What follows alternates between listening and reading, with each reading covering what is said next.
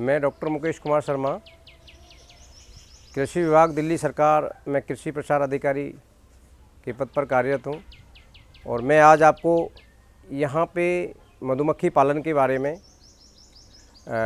जो प्रयोग होने वाले यंत्र हैं या प्रयोग होने वाले मौन गृह हैं उनके बारे में आपको बताऊंगा।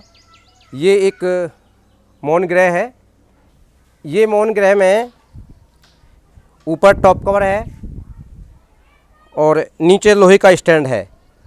इस तरीके से इसके अंदर मधुमक्खी के 10 फ्रेम नीचे शिशु खंड में, 10 फ्रेम मधु खंड में रखे जाते हैं और ये लकड़ी का बना होता है। इसके साइज़ अलग अलग हैं।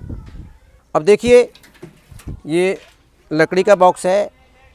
इसमें ये सबसे पहले ये टॉप कवर होता है जो मधुमक्खियों को बरसात से, सर्दी से इसको बचाता है। उसके बाद इसमें एक, इसको हम इनर कवर कहते हैं। ये जब मधुमक्खियों को माइग्रेट करते हैं, एक स्थान से दूसरे स्थान पर ले जाते हैं, तब पैकिंग करने के लिए ये इसका प्रयोग करते हैं हम, इनर कवर का। उसके बाद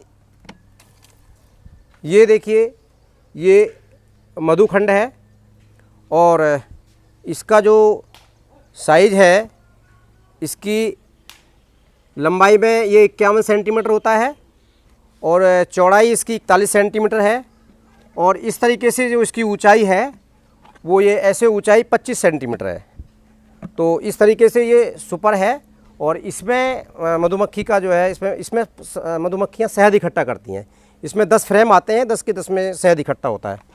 उसके बाद ये एक रानी अवरोधक जाली है ताकि रानी ऊपर सुपर में ना आए, उसके लिए ये लगाई जाती है। और ये जो है, ये मौन गृह है। ये मौन गृह है, लकड़ी का बना होता है।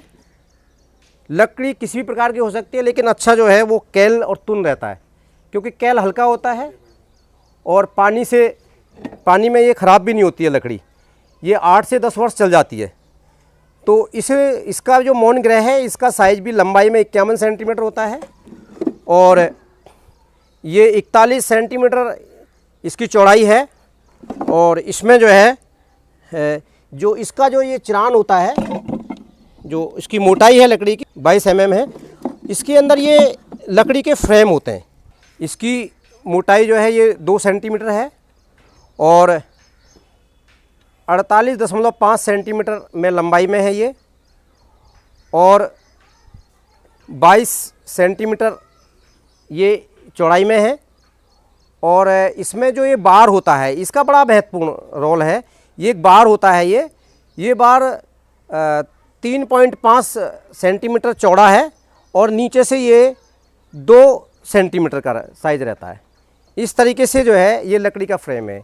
ये हमारी जो पूरा जो बक्सा मैंने अभी आपको दिखाया है, एक मिनट बक्सा लगाने से, ये जो बक्सा है ये पूरा एक कॉलोनी कहलाती है। 10 फ्रेम इसके अंदर होते हैं।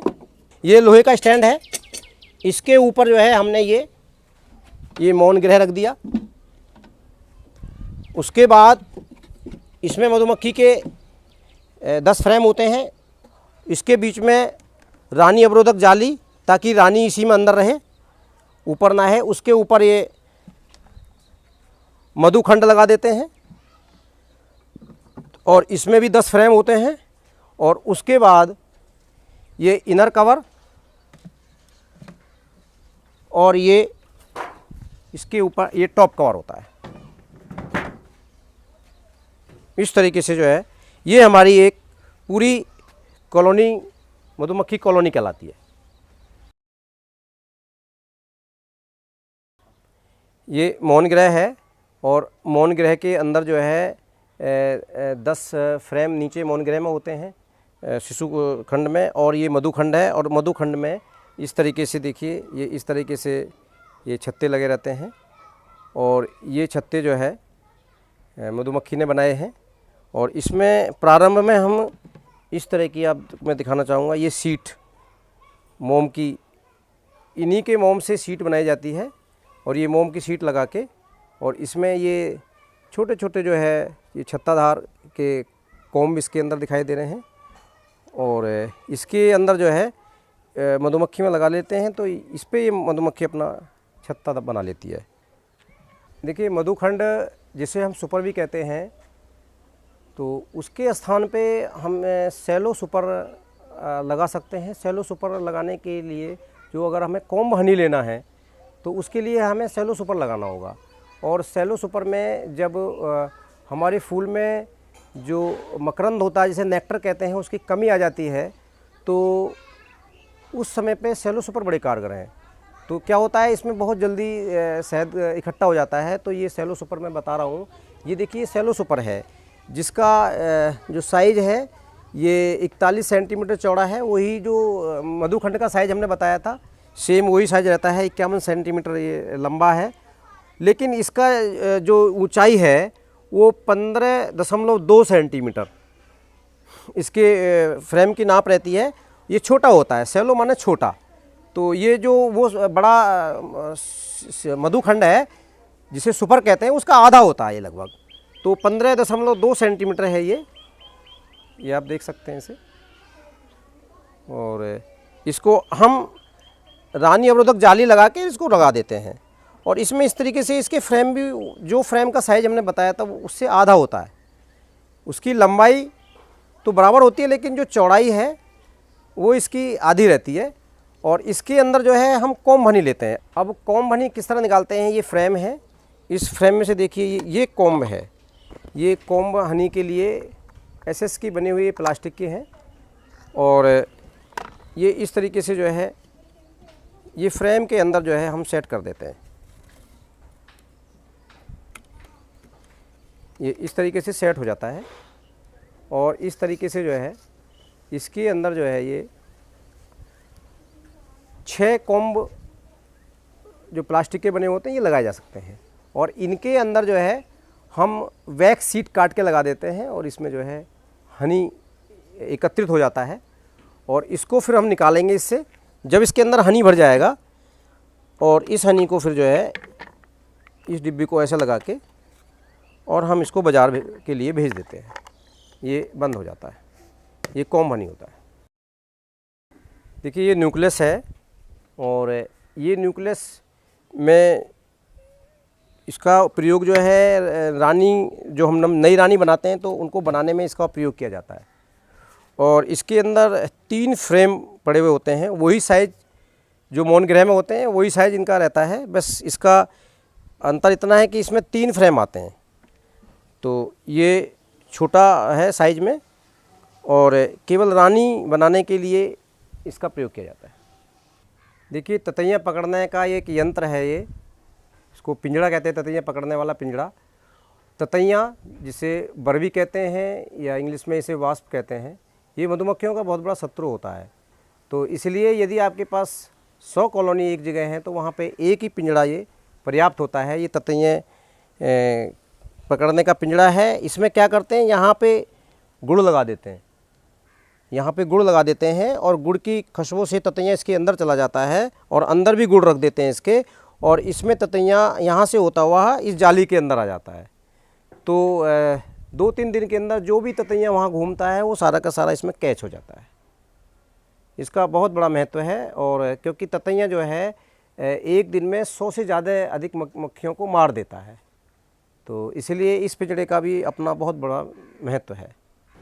मधुमक्खी की कॉलोनी में जाने से पहले मधुमक्खी हमको ना काटे, तो मधुमक्खी कॉलोनी खोलने के लिए हमें कुछ सामान की ज़रूरत होती है। ये अलग अलग कुछ मधुमक्खी में प्रयोग होने वाला सामान है, जिसके बारे में मैं आपको अलग अलग सामान के बारे में बताऊंगा। सर्वप्रथम ये मूरक्षक जाली, ये मूरक्षक जाली का हम प्रयोग करते हैं। और इस मूरक्षक जाली को अपने चेहरे पे इसको पहन लेते हैं। पहनने के बाद ये हमारा सुरक्षा वस्त्र हैं।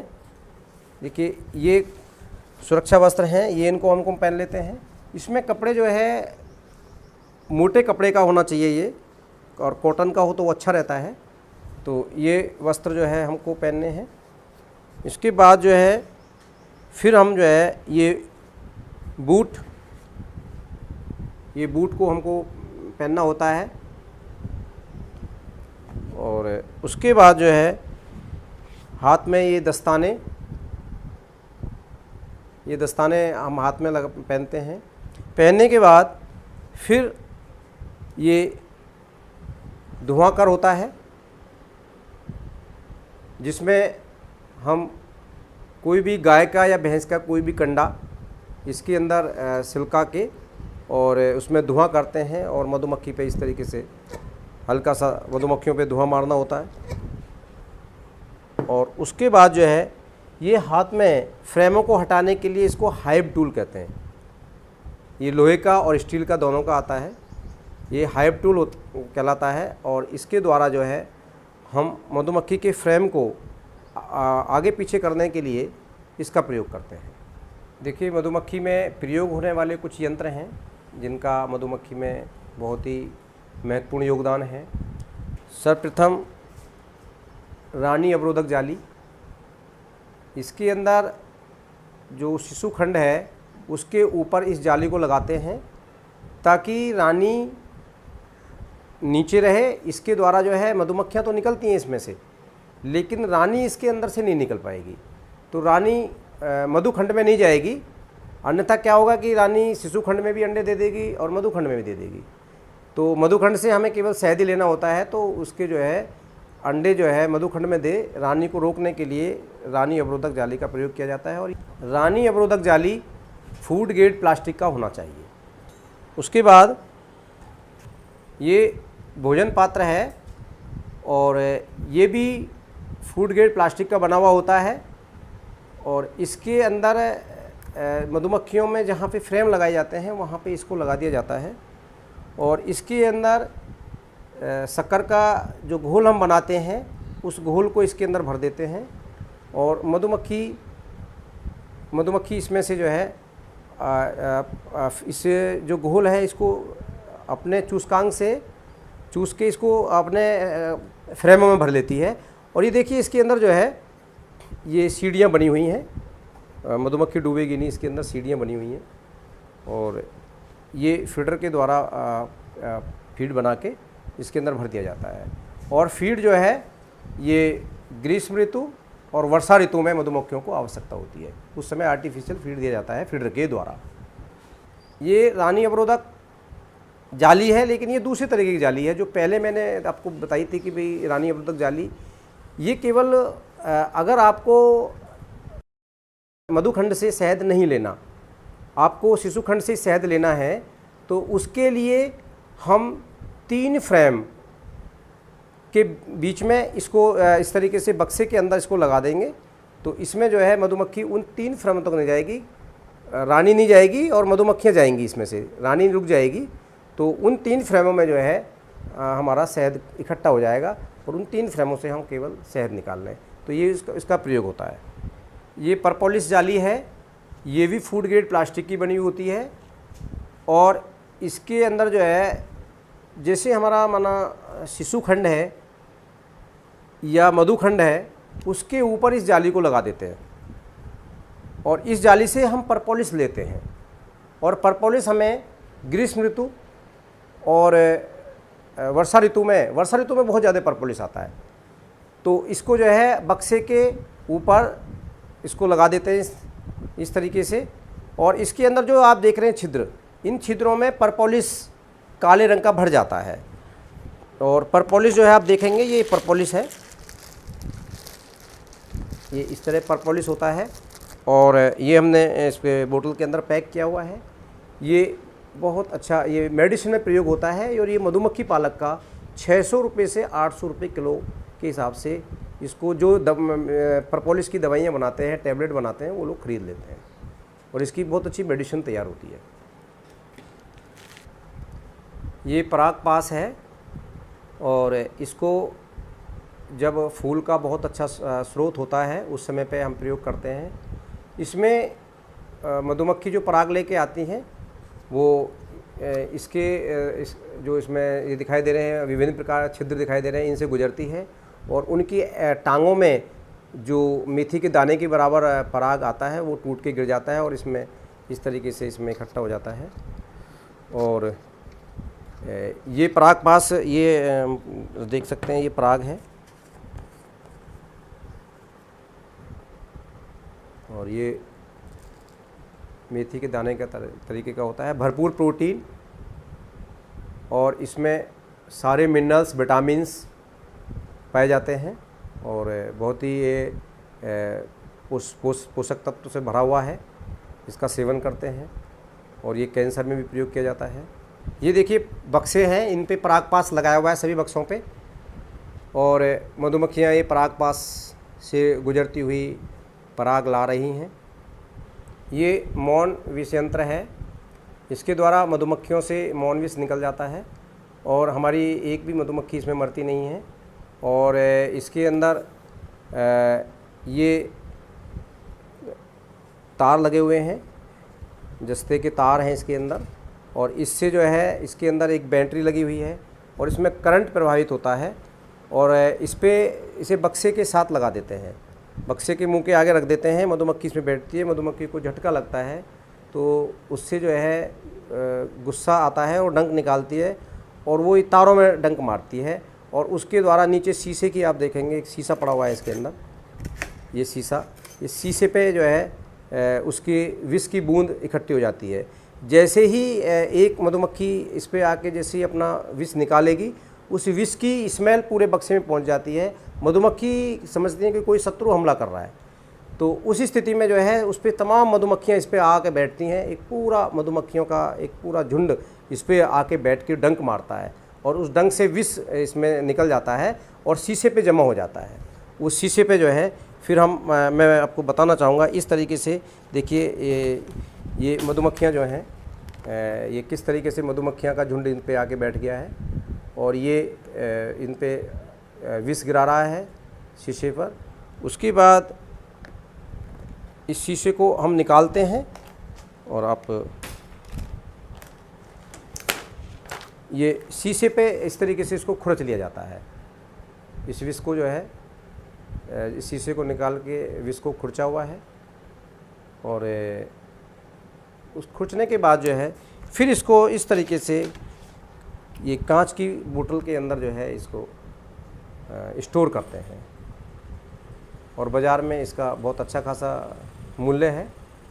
और इस तरीके से ग्रीष्म ऋतु में मौन विष निकालने का उपयुक्त समय है।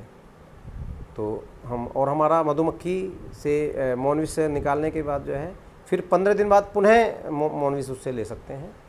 इस तरीके से हमारी मधुमक्खी पे कोई इसका दुष्प्रभाव नहीं पड़ता है और हम मौन विष निकाल सकते हैं। और विशेषकर हमारे आर्थराइटिस वगैरह की जितनी भी दवाइयाँ बनती हैं उनमें मौन विष का बहुत बड़ा प्रयोग किया जाता है। ये रानी पिंजड़ा है जिसे क्वीन केज कहते हैं और देखिए इसके अंदर यहाँ से खोल के इसमें रानी को बंद कर दिया जाता है। कुछ हमारी स्थिति विशेष परिस्थिति ऐसी आती है जिसमें हमें रानी को बंद करना होता है या रानी को एक स्थान से दूसरे स्थान पर ले जाना होता है, तभी हम इस क्वीन केज का प्रयोग करते हैं। इसके अंदर जो है 20 से 30 दिन तक क्वीन अंदर रह जाती है और यहीं से जो मधुमक्खियां हैं इनको फीड खिलाती हैं, क्योंकि मधुमक्खी का भोजन जो है रॉयल जेली होता है। तो रॉयल जेली का जो फीड है मधुमक्खियों को इससे जो छिद्र हैं इन्हीं से खिलाती हैं, तो उसमें इसका बड़ा महत्व है और इस क्वीन केज का प्रयोग किया जाता है। उसके बाद ये रानी द्वार है और जब मधुमक्खियों को माइग्रेट करते हैं, एक स्थान से दूसरे स्थान पर ले जाते हैं, तब इसको गेट पर मधुमक्खियाँ जब अंदर चली जाती हैं तो इसको गेट पर लगा देते हैं। क्योंकि मधुमक्खियों को जब माइग्रेट करते हैं तो मधुमक्खियों में जो कार्बन मोनोऑक्साइड निकलती है और वो कार्बन मोनोऑक्साइड हवा से भारी होती है, तो वो गेट से ही निकलती है। तो इसलिए गेट पे ये जाली लगाना अनिवार्य होता है माइग्रेशन के समय पे। उसके बाद ये दूसरे इससे थोड़ा सा और अच्छी क्वालिटी का बन के आया है अभी ये दूसरी नई तकनीकी से, इसे भी रानी द्वार ही कहते हैं और ये भी बक्से में लगा दिया जाता है और ये इसको बक्से में आगे लगा के और बक्से में एक इस तरह का एक होल कर दिया जाता है और इसको स्थिर कर दिया जाता है। और जब हमको माइग्रेशन करना होता है तो जाली पर ले आए इसे और जब माइग्रेशन नहीं करना होता तो इसको खुला रहने दें, तो मधुमक्खी इससे भी आना जाना करेंगी। तो जब मधुमक्खियों की संख्या बहुत ज़्यादा होती रहती है तो उनको बड़े गेट की ज़रूरत पड़ती है, तो उसकी भी ये पूर्ति करता है। आइए हम चर्चा करते हैं मधुमक्खी का से बक्से से जब हम शहद निकालते हैं तो उसमें किस किस सामान का हम प्रयोग करते हैं। तो अलग अलग सामान दिखा रहा हूँ। सर्वप्रथम ये छीलन छुरी है जो एसएस की बनी होती है, स्टेनलेस स्टील की बनी होती है, और इससे जो छत्ते के अंदर मोम से मधुमक्खी अपने छत्ते को सील्ड कर देती है, तो उससे इसके द्वारा उसको हटाते हैं, उसके छीलते हैं इससे। उसके बाद दूसरा ये ब्रुश है, इसका प्रयोग जो हमारा छत्ताधार हम निकालते हैं, जैसे ये छत्ताधार है, ये छत्ताधार है, ये छत्ताधार निकलता है तो इस पर जब हम निकालेंगे ये शहद से भरा हुआ होता है, तो मधुमक्खियों को निकालने के लिए इस तरीके से इसको ये झाड़ते हैं। ये देखिए इस तरीके से मधुमक्खियों को इसमें झाड़ने का प्रयोग करते हैं।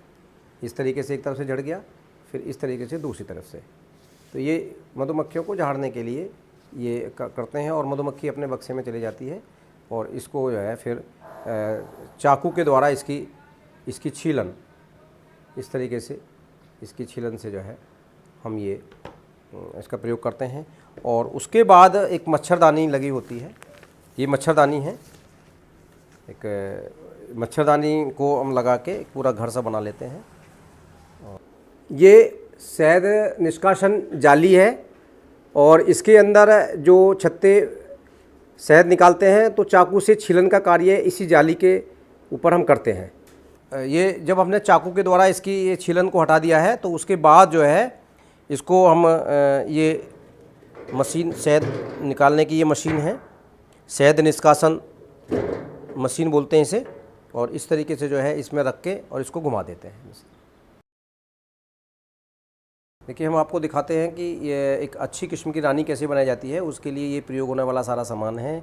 ये क्वीन मेकिंग किट है। उसके बाद जो है यहाँ पे एक मोम का कप बनाने वाला यंत्र है, और ये रानी जो अंडा देती है, अंडा से लार्वा बनता है, लार्वे को उठाने का ये निडल है, ये ब्रुश है।